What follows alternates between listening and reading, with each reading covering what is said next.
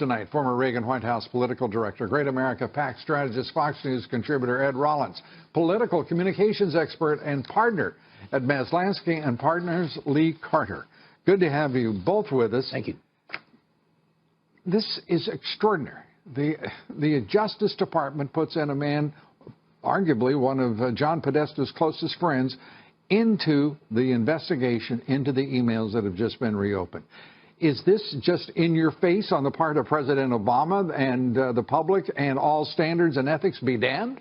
I don't know what it is, but I don't think it's smart on behalf of President Obama. I think one of the criticisms we have right now is there's this whole idea that there's collusion, backdoor politics, that we're operating not in the interest of the people. This isn't going to help Hillary Clinton. It's going to hurt her.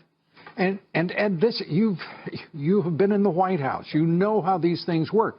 He is, by ordering, obviously, Attorney General Loretta Lynch to put Kazak in this thing's center stage. He is really sending a loud, strong message of, well, I'll put it kindly, of rejection to both standards and Congress. He's a very unique guy. He was the Assistant Secretary for Legislative Affairs, which meant he was the person who worked the Hill for the Justice Department, so he knows the Congress. My sense is he basically is a Clinton loyalist, and he will basically be able to find what they need to find to make sure it doesn't get to the forefront. I think it's a terrible mistake on their part. They need to look cleaner than Caesar's wife, and they haven't at all in any of this.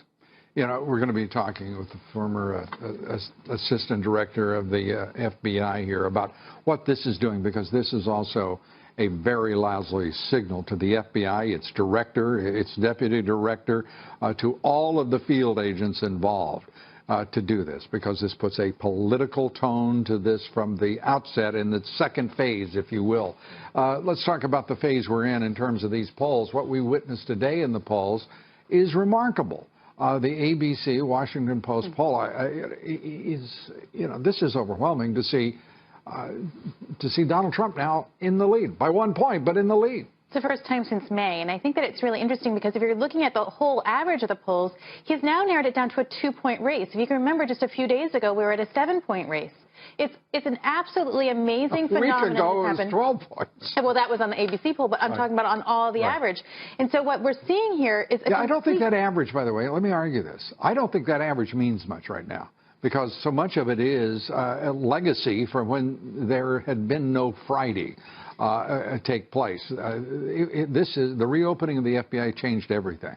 Well, I think, and we've always been saying that if this becomes a 2- or 3-point race, it's going to favor Donald Trump. Because I don't think the polls accurately reflect all of the new voters that he has registered, because he has brought in new voters who haven't voted in a very, very long time. We have record numbers of Republicans registering to vote. And we also see that there's this Bradley effect, that when people are interviewed over the telephone, they're not as likely to say that they're voting for Donald Trump as they are online. And most of these polls are telephone polls. So I think it's really important to understand that Donald Trump has, in fact, outperformed polls all the way through the primary, and I would imagine will continue to do so today. No reason to expect that he wouldn't. No, there's an intensity on the Republican side. Traditionally, Democrats have higher numbers. Republicans vote in greater numbers and more intensity. He really has an intense voter turnout today at this point. So my sense is that the polls, you got to watch these state polls. They're closing. He basically, I think, is right within a point or two of putting this thing over, and it's anybody that doesn't think he has a shot is crazy. Let's talk about intensity and give it some shape and form. What intensity we know is good, but how good is it and how bad is it for her? So enthusiasm is one of the most important things that's going to dictate whether or not you're going to go to the polls. Donald Trump has picked up almost 10 points in some polls of enthusiasm in the last since the email. Since last Friday. And now Hillary Clinton has dropped. It's hard to believe it was just for that. I know. Those few days ago. Hillary Clinton has lost between 5 and 7 points of enthusiasm just in the same few days. So you're seeing a huge gap, and what that's likely to do is drive people to the polls in favor of Donald Trump. If you're losing enthusiasm, you're less likely to go to the polls. Bottom line is, if something else more important comes up, you're not going to go. And the greatest enthusiasm in the 2 Obama races were the African-American supporters. They're not intense in this race. In a state like North Carolina, that's a critical state, black population is very, very important. They're not as intense there, and I think the vote is going to be much less. It's a really important point, because so many of the polls are looking at what happened from voter turnout the last time, not this time. That's And early voting. We're looking at these tremendous numbers of people who have participated in early voting, 22 million, and as many, some say as many as 50 million will be voting early before November 8th. How important are they? Give us a sense of where that vote stands right now. The fact that people are voting early doesn't mean they get to vote on Election Day. And so sometimes people misinterpret the early voting and think, my goodness, that means there's going to be way more people on Election Day. Sometimes your voters have voted early and there's not quite the intensity on Election Day. So my sense is that we're pretty much matching them, Republicans and Democrats. Who's leading right now in the early voting? I think in the states that matter, we're very confident in the states that we need. And they obviously have more states, so places like California and elsewhere. Well, those states.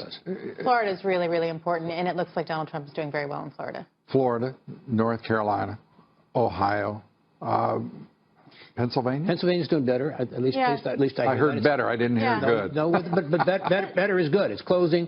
Yeah. He wins those and holds the 24 states that Romney won last time. He's got 272 delegates, electoral votes, and that's the game. And I just think it's hard to read into early voting because it's certain demographics, certain things are going on, and it's hard to predict. I'm not reading. Based on them. I'm not interpreting. I'm